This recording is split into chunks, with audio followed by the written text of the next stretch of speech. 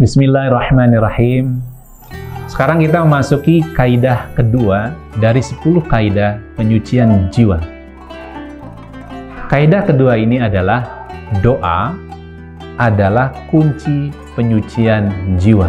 Jadi doa merupakan kunci penyucian jiwa kita. Nabi SAW bersabda, "Laisa syai'un akrama 'alallahi minad du'a." Tidak ada sesuatu pun yang lebih mulia di sisi Allah daripada doa. Hadis riwayat Ahmad dan At-Tirmidzi. Hadis ini kualitasnya hasan. Dalam kitab Mirqat al-Mafatih Syarah Mishkat al-Masabih disebutkan bahwa doa itu merupakan ibadah yang paling utama di sisi Allah. Karena melalui doa seorang hamba kita nih menampilkan kelemahan, menampilkan kebutuhan, menampilkan kehinaan. Sisi lain sebagai seorang hamba. Lalu sisi yang lain adalah pengakuan kita terhadap kekuatan, kekuasaan, kekayaan, kebesaran, dan kemampuan Allah untuk mewujudkan sesuatu. Bagaimana tidak doa menjadi kunci penyucian jiwa kita? Ada 2 pengakuan, lemahnya kita sebagai hamba Allah dan agungnya Allah yang akan mengabulkan doa-doa kita. Dahsyat ya ayahanda dan bunda. Doa berdampak besar untuk membuka setiap pintu kebaikan. Nah, siapa yang nggak mau dapat kebaikan? Kuncinya doa. Bayangkan dengan doa, jiwa kita disucikan, dengan doa membuka setiap pintu kebaikan. Sehingga Syekh Islam rahimahullah berwasiat kepada Abu Al-Qasim Al-Maghribi rahimahullah. Doa adalah kunci setiap kebaikan. Jadi ayahanda, bunda, dan sahabat, kalau kita tidak berdoa, ruginya banyak ya. Oleh karena itu, kebaikan dunia maupun akhirat yang kita inginkan, hendaknya kita minta dari siapa? Dari Allah Ta'ala.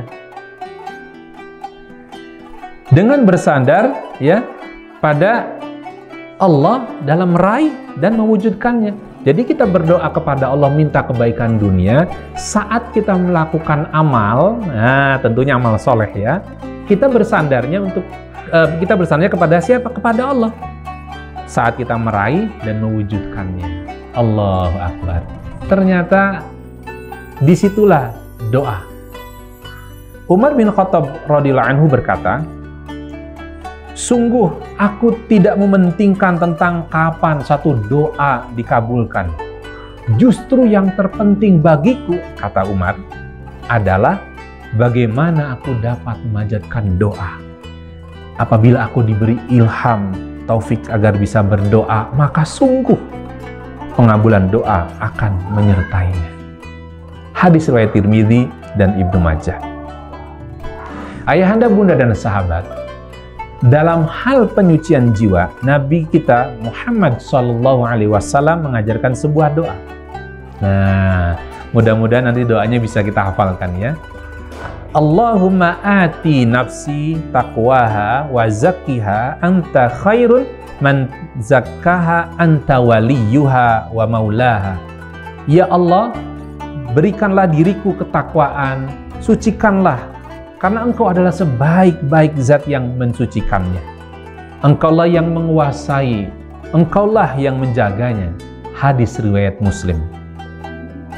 Ayahanda, bunda, dan sahabat, dalam hadis tersebut mengandung isyarat dan peringatan bahwa penyucian jiwa itu berada di tangan Allah yang mengetahui hal-hal yang gaib, dan pintu yang paling utama adalah doa dan menyampaikan kebutuhan kita kepada Allah Ta'ala.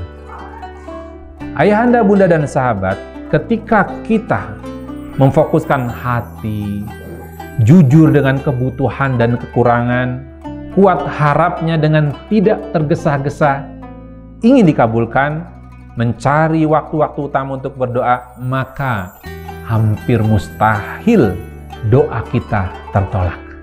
Nah, itu poinnya ya. Allah Ta'ala berfirman dalam surat An-Nur ayat 21. A'udzu billahi minasyaitonir rajim.